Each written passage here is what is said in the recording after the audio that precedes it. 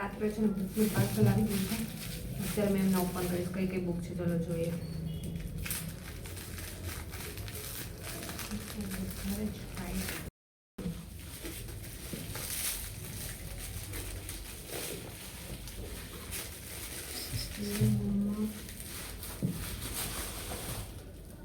એક નહીં બલ્કિ ત્રણ છે.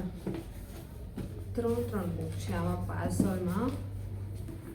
1 2 3 કઈ છે જુઓ. આ છે ગુજરાતનો ઇતિહાસ. બહુ મોટી બુક છે. એડિશન 2025નું છે. સારી છે. ન્યૂ જનરલ નોલેજ 2026ની છે.